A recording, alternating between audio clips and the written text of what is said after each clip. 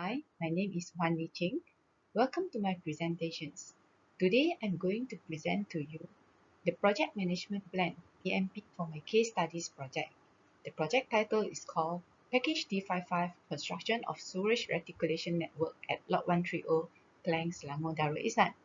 This PMP will be developed based on the main contractor's perspective, and it will comprise the approaches and processes that the management team will be adopting in managing the project. Envitec Sdn Bhd will be the main contractor for this project. It is a CIDB registered contractor, and the core business is to provide specialist engineering services for the design, supply, construction, installation, testing and commissioning of various types of sewage treatment plants and pumping stations.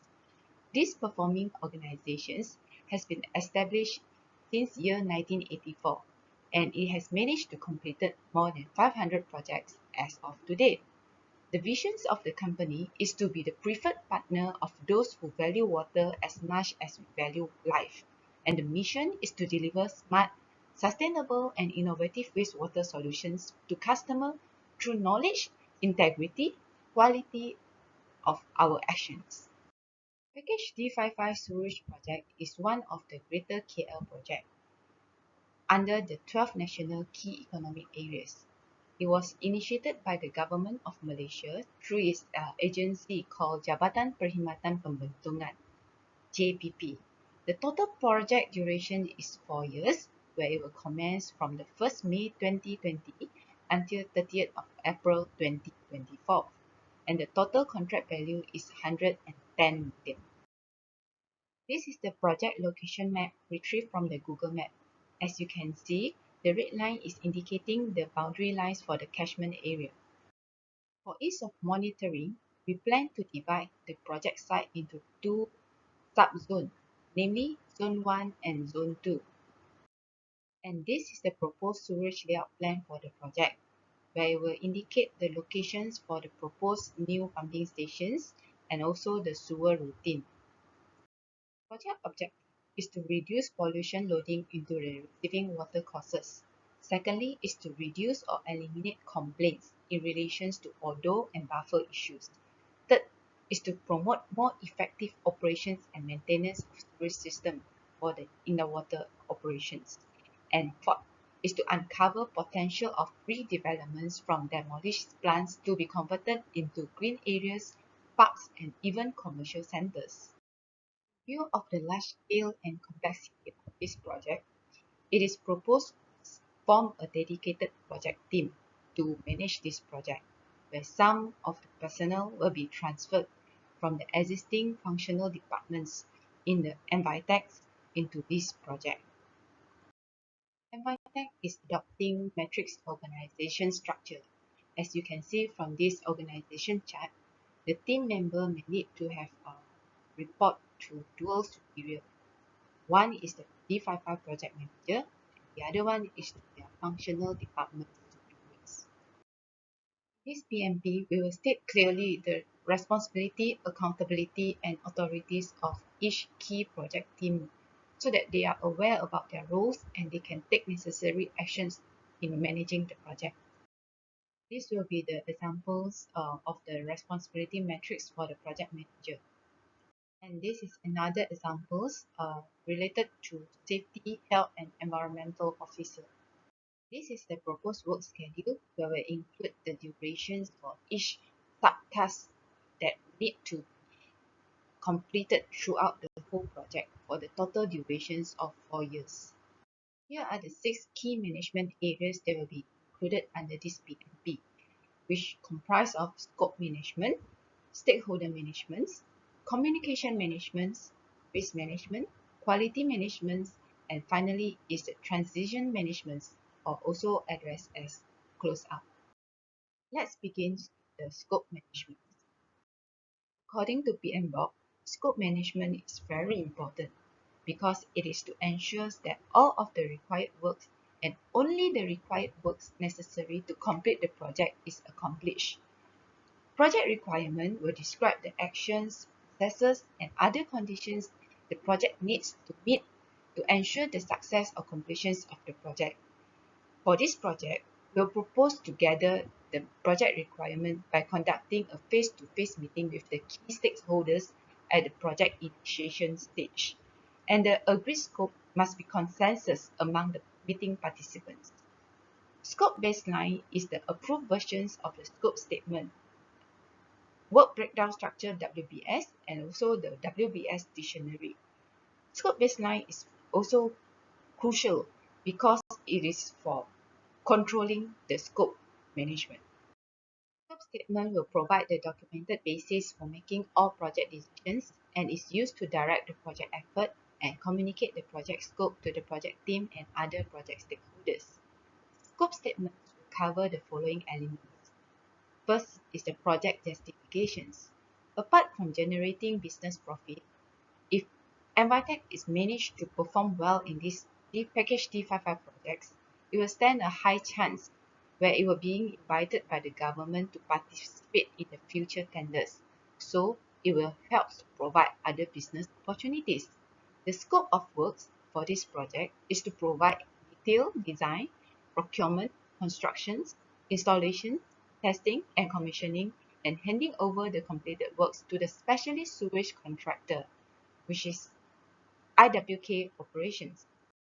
The project deliverables will include laying of new sewer pipes, constructions of gravity manhole, conversions of 5 existing sewage treatment plants to new pumping stations, decommissions of communal septic tanks, and decommissions and demolitions of the existing STP.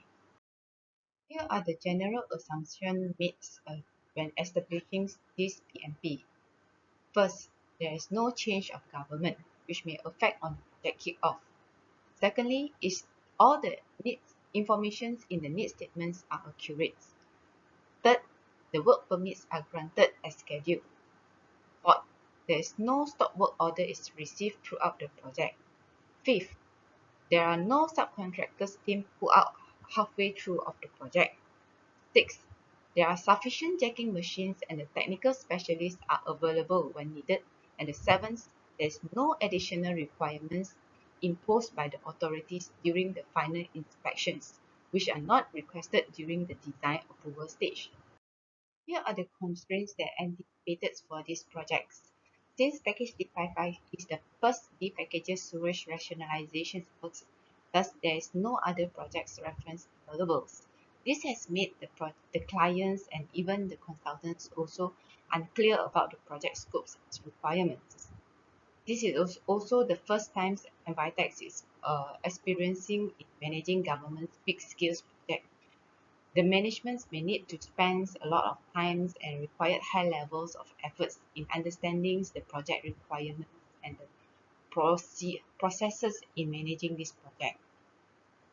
There are also limited skilled manpower and resources available in organizations, and the project teams also have limited knowledge and experience in spot checking technologies. Other than that, this project site is situated in the residential areas. Thus, the construction hours will be limited when no night works will be permitted by the authorities. Other than that, this project site is also located at the flood-prone areas.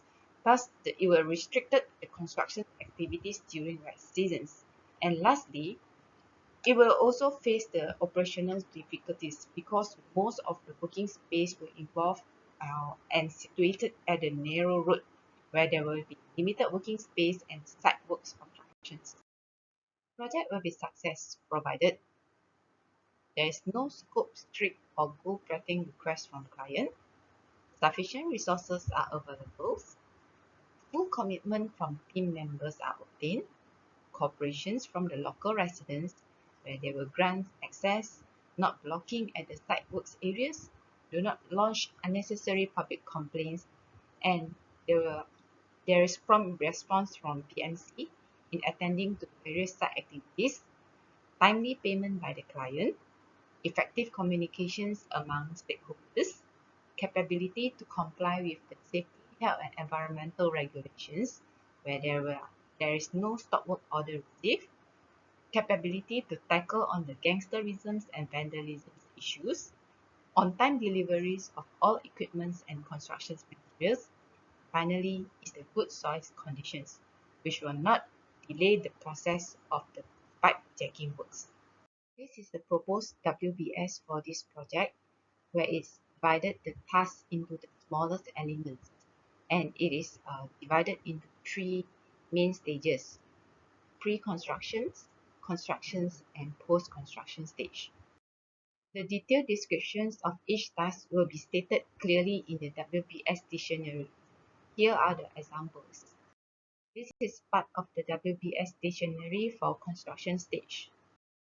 As you can see from this WBS dictionary, for the WBS code 2.4.1 for the task name called flow diversion, it actually refers to the diversions of the existing incoming flow to new completed sewer network.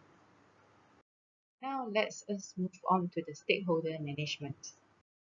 Slides will be showing you the project key stakeholders for this package D55, where the clients, the governments of managers, and the representative will be the Jabatan Perkhidmatan Pembangunan (JPP). The local authorities involved will be Majlis Pemandaran Klang (MPK) and also the Jabatan Kerja Raya Klang (JKR). The project management consultants will be the Indah Water Consortium (IWK), and the design consultants are TWR Perunding and Atos Envitec will be as the main contractor. Before we are able to manage the key stakeholders, we must identify the key stakeholders' interests and expectations of these projects, as shown in these tables. Since not all stakeholders are created equally, we need to prioritize them according to their power and level of influence. This can be done by using an L-shaped matrix, as you can see in this slide. For these projects, it is identified that the most important stakeholders are the clients and the authorities. From there, we will need to come up with a stakeholders engagement strategies according to the power and interest grid.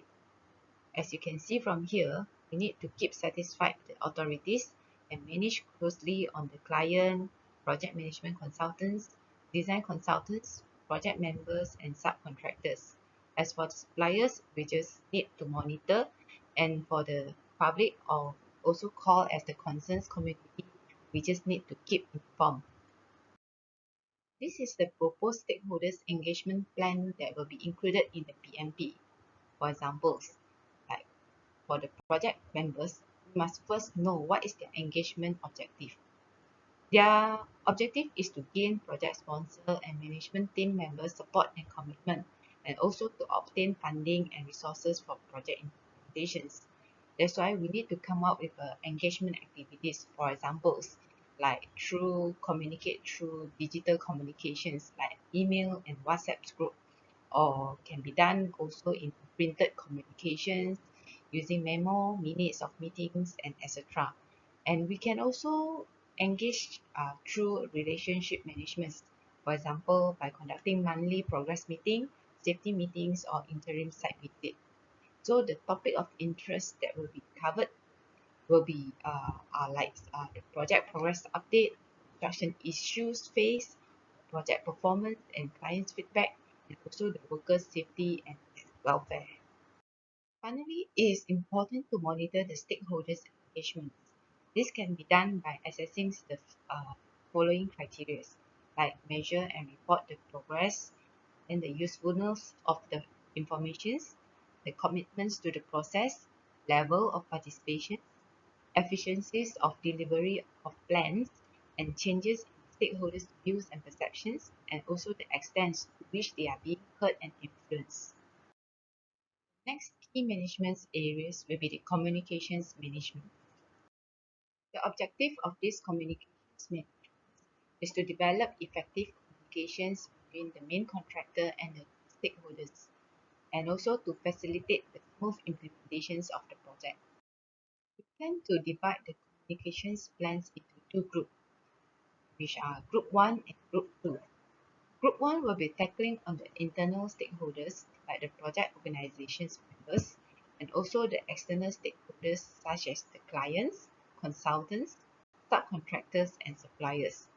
As for the Group 2, we'll be tackling on the external stakeholders which comprise of the local authorities, the residents and the public.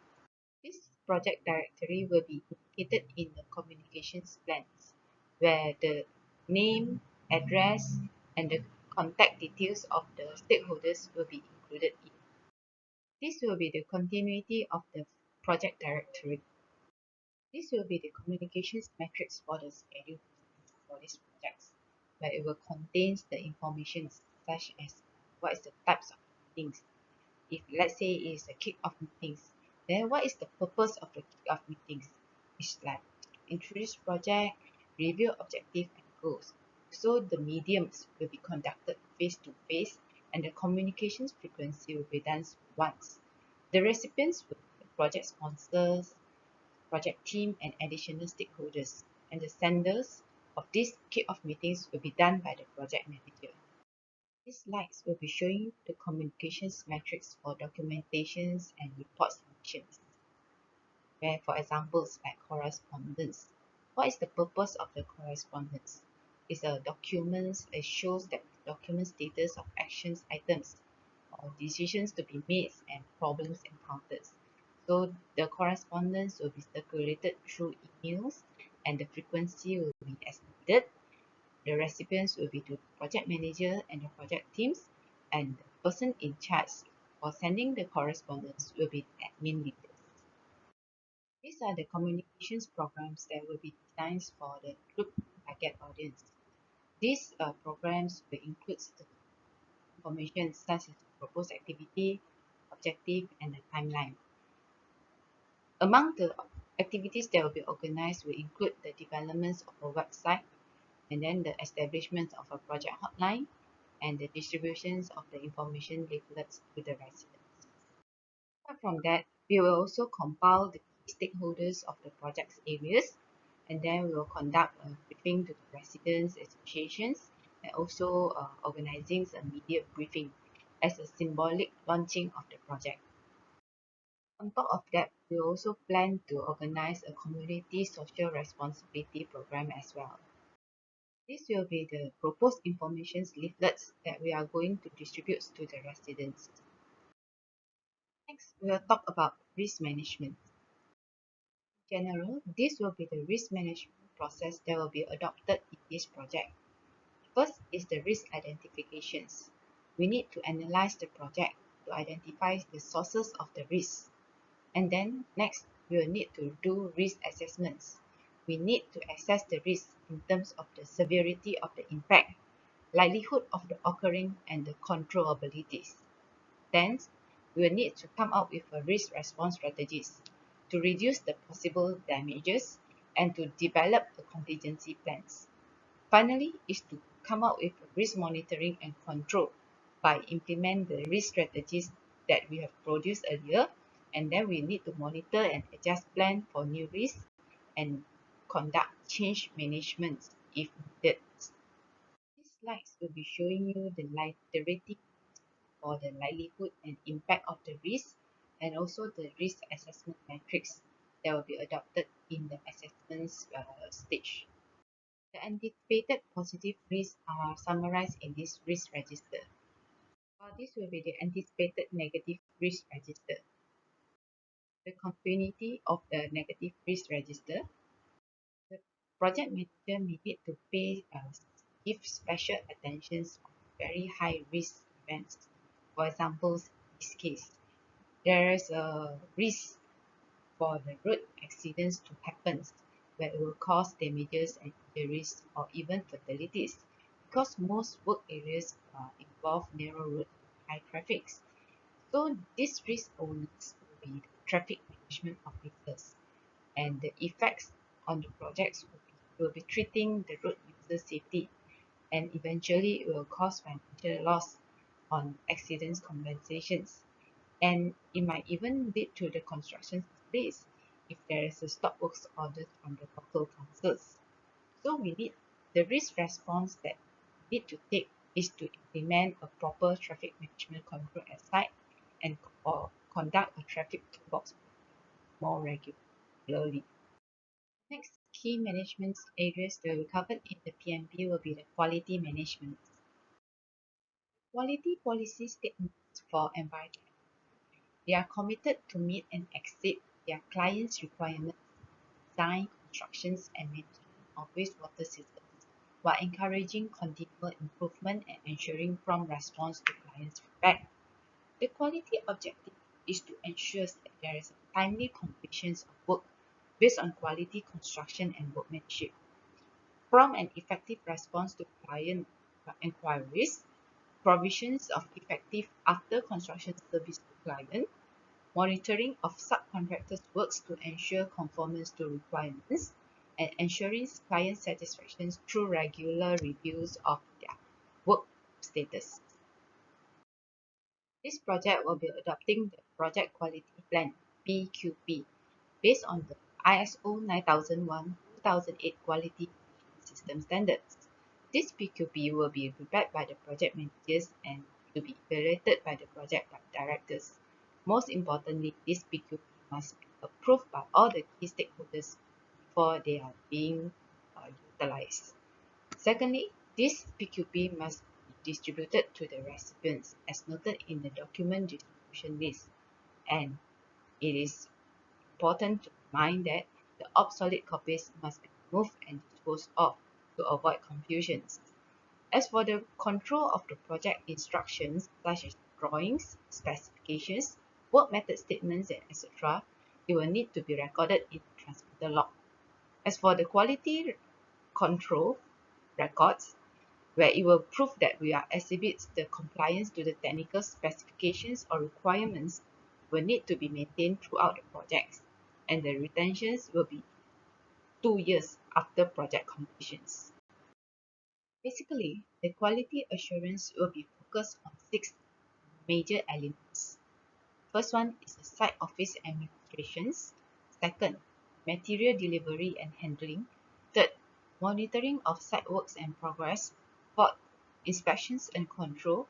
Fifth, site testing. And finally is the non-conformance and corrective actions. For the site office administrations, we need to maintain and control filing systems for easy retrievals for documents and information. For material delivery and handling, we need to conduct joint inspections and submit test report or technical certifications as a proof of compliance.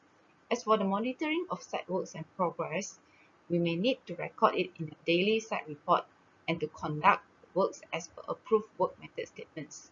And most importantly, we must always maintain the equipment and machineries. The inspections and control will be applied to the CNS and NFP works. It is important to submit inspection form before the actual inspections and to raise non-conformance reports for defects work.